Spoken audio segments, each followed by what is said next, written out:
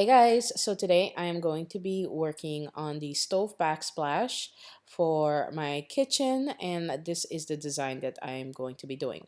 So we're going to start off by measuring the space where the backsplash is going to start. Okay, so we're gonna just continue on the herringbone pattern on the bottom part, and I'm going to use this 1x2. It's a very cheap piece of wood, and just measure it for that space. So this is going to hold up our tile like a ledge pretty much, since we don't have anything holding up the tile. This is also going to keep the tile from slipping down and sliding down and moving out of place. So the space between my cabinet right there is about 31 inches in width. So I'm using a handsaw. If you have an electric saw, go ahead and use that. I'm okay with my handsaw. It works for me. Once I have my wood cut to size, I'm going to go ahead and screw it on to the wall, but make sure you use a level, to make sure that the wood or your ledge is perfectly even or straight. Okay, I'm also going to use some of my tile just to make sure I know exactly where to put the line for my wood, for my ledge piece. So as you guys can see, I used a piece of my tile just to mark out where the tile will end, and just add an extra piece because remember the space in between each tile, so I just added an extra bit of space as well. So now using my level, I'm just going to use this to create or draw a straight level line. Using a level while doing, the backsplash also ensures that everything is straight. You want it at least 95% straight. I know there's no such thing as everything being perfectly straight when it comes down to tile and all of this stuff. And a lot of people have told me that, mostly guys that I try to hire to do this work. But I'm going to try my best to get it straight because that's what I want. Okay, I'm doing all of this work because it's saving me about $800 to $900, and the estimate I got the first time did not include a stove backsplash. It was just simply to put tile on the wall, did not include tile or adhesive or the grout. Just the work was $800 just to put it up. That's it. All right, so that's why I'm doing my work myself. If I'm able to do it and I know how to do it, I'm just going to go ahead and do it and save the money and use that on something else, okay? So as you guys could see, I found a stud, so I'm just going to screw in my 1x2 in place, and this is going to help keep our tile from slipping out of place once we start laying it on the wall. Make sure you have your tile nice and even with the line that you created. And as you guys can see on the wall, I kept going back and forth, back and forth, back and forth, trying to figure out where exactly I want my tile to start, where I want it to end, and well, I went a little bit past where I wanted to start, which is fine with me. It's just less tile that I have to cut. So I did decide to go a little bit farther past, by bringing the ledge down a little bit farther past my original marker, which is fine. Less tile to cut, less work. Okay, so now using my little handy notch, which I got for like was 99 cents. I think I got this one from Lowe's. I'm just going to use the same side that I use for the herringbone pattern, which by the way, I'll have the link down below to the herringbone pattern that I have up on the back part of, well, the backsplash. Okay, the backsplash. All right, so now putting my tile in place, I'm using a beveled edge subway tile, and you see I'm jiggling it a bit just to kind of get it in place. Once I get that one in place, I'm going to go ahead, measure, and cut a 45-degree angle for this other piece. This is where the herringbone pattern would pretty much end, and then my backsplash will start. But first I have to finish this area.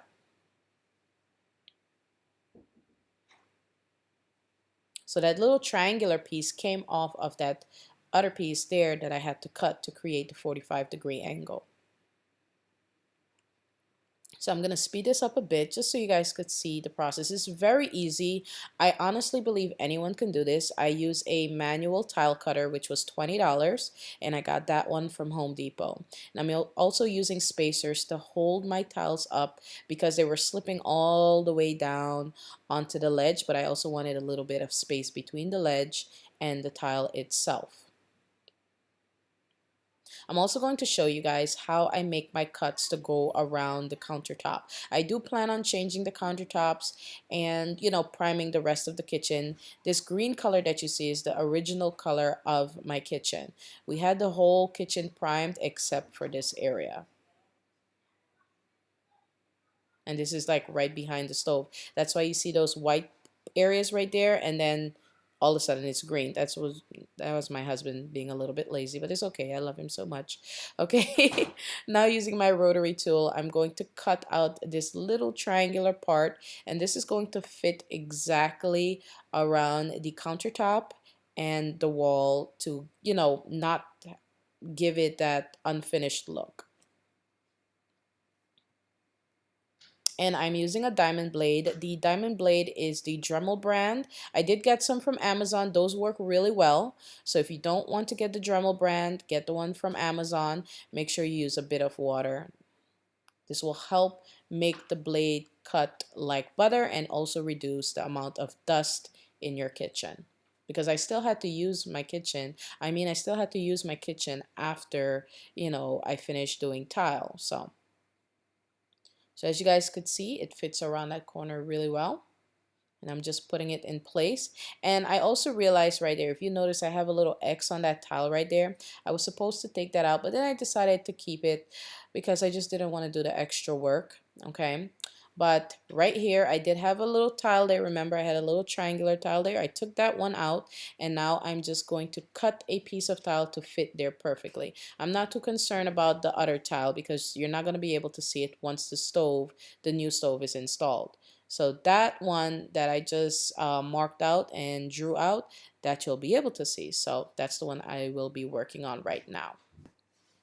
All right, so I make little cuts at a time, and remember, use a bit of water. You can use like a little dropper or a spoon with a cup of water, whatever is easiest for you. I ended up using just a spoon and a cup of water, but I think it would be much easier to use a dropper or even a little bottle with a hole in it, and you could squeeze the water in place. But this piece of tile, I didn't use any water because I was in a rush and I was trying to get this done.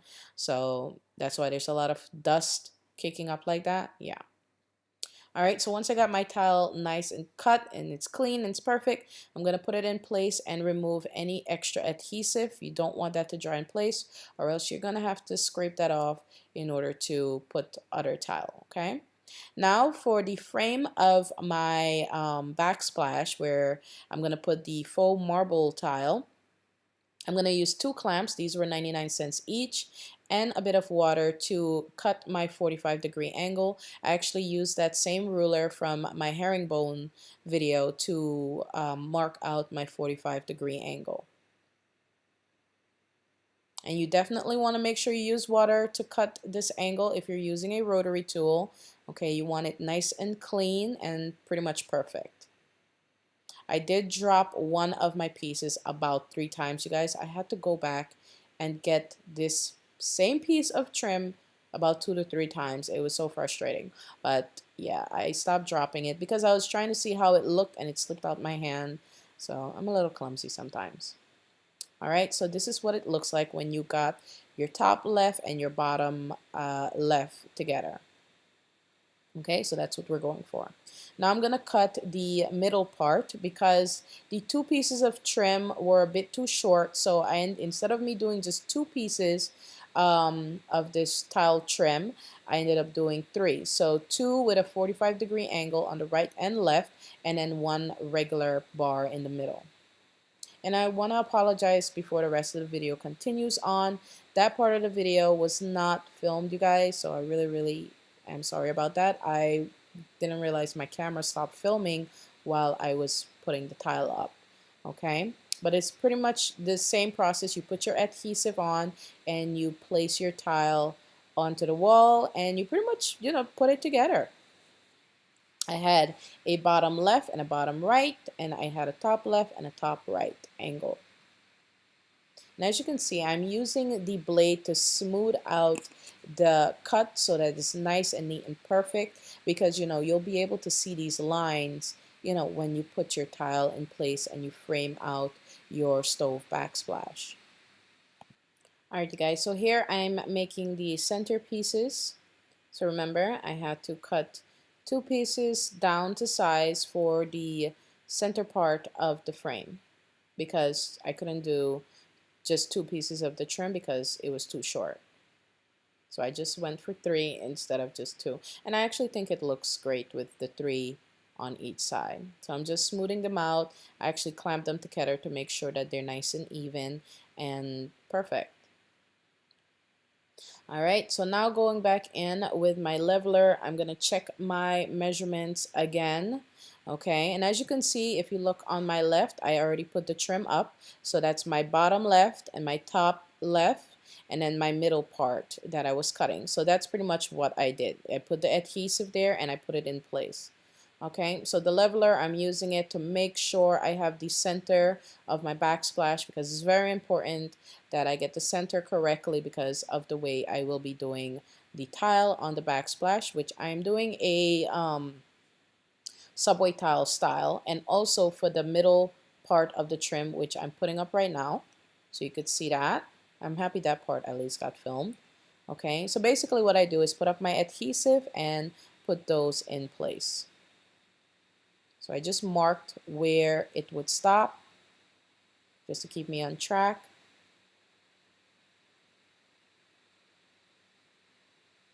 I also made a mark on the tile itself to know where the center is, so I'm not just, eyeballing it. So here I'm putting on adhesive. By the way, I didn't put in the top left part because this was the part of the video where I dropped that piece. Okay, so I actually finished that part in the end. So it wasn't filmed, but I put that piece in pretty much when I was completely done with the backsplash. Alright, so now I'm going to go ahead and put on my first piece of tile, which I measured out and cut using my rotary tool and my tile cutter. I will be showing you how I do that. This tile is not like the material is not the same as the subway tile that I use on my backsplash. It's almost more of a slate type of material. Is very hard, so it doesn't easily cut using a manual tile cutter. I had to use my Dremel tool to create a very deep, kind of score cut in it just for it to snap. Okay.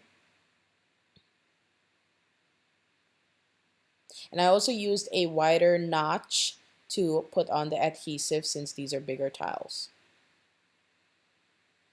So just checking to make sure it's in the center, cleaning off any adhesive that's on the top of the tile. You don't want to let this stuff dry on top of the tile. It's going to be hard to clean off and it's just extra work.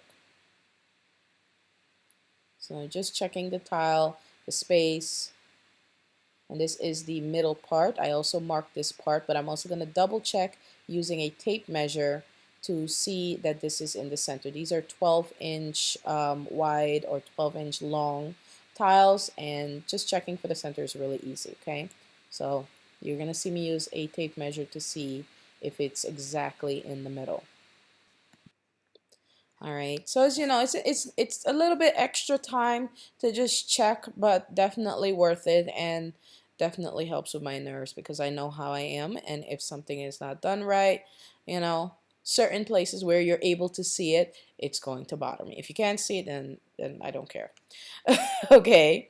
All right. So once I have that tile in place, I'm just going to use a screw. This is a drywall screw to hold it in place because the tiles were slipping around.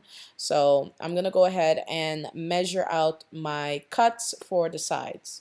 I'm doing this in a subway tile pattern. So yeah, I have a couple of cuts to do.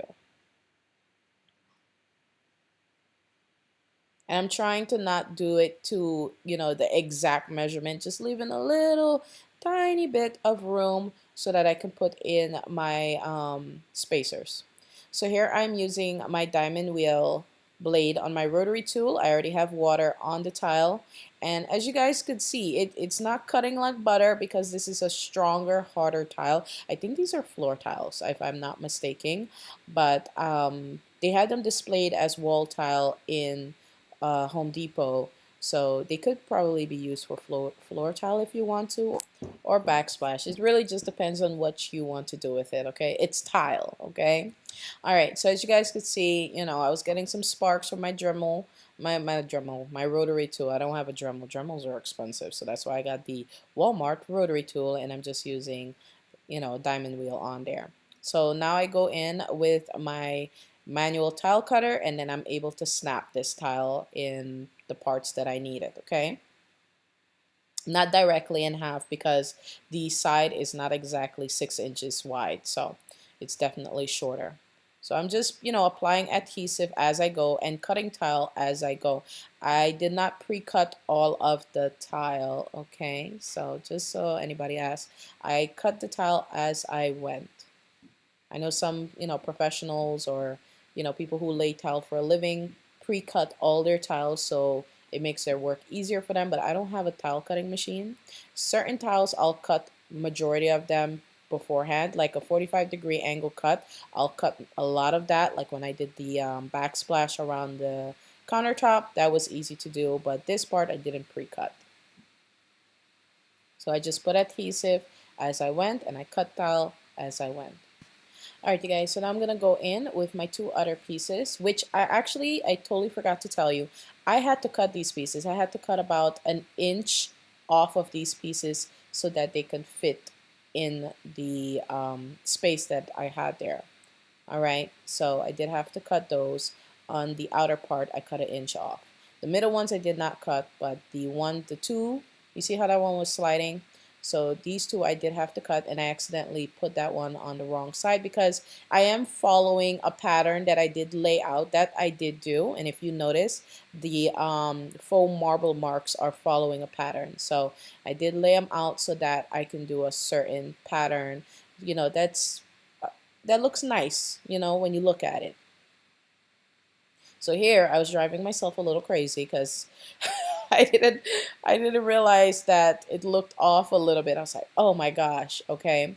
But yeah, I was still trying to figure this one out, and I was just like, whatever. They're all going in the same direction. That's fine with me. You know, it's very important that everything in my kitchen looks good to me because that's where I spend a lot of my time.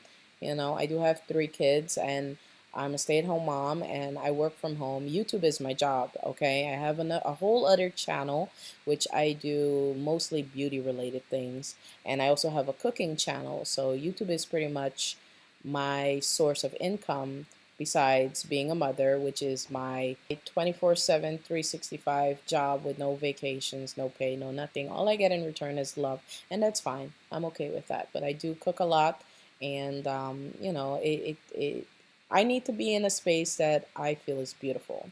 So that's why I'm doing majority of the work in my kitchen to my liking. So as you guys can see, I'm scoring the tile. It's a very strong tile, by the way. So if you want some hardy tile, you know, go to Home Depot and check this one out. All right, so once I got my scoring done, I'm gonna go and use my manual tile cutter. Make sure this is centered, and then snap it in place. Okay, well, not snap it in place, but snap it and apply my adhesive. And I'm using the same small notch. This little notch is the best thing ever, okay? I do own 2 of the bigger kind, but I prefer the small ones. I have small hands, that the small one works for me. So do whatever it is that's comfortable for you. I know some people recommend it. I use a bigger notch and whatever, or a larger trowel, but I like my small notch and my small trowel, whatever you want to call it, okay? Works for me and gets the job done. All right, so on the bottom, clearly, as you could see, I am going to have to do 2 pieces. So I used my 1x2 scrap piece that I had left over and put it under my tile just to keep my tile in place while I cut the 2 pieces that I would need to continue on the pattern.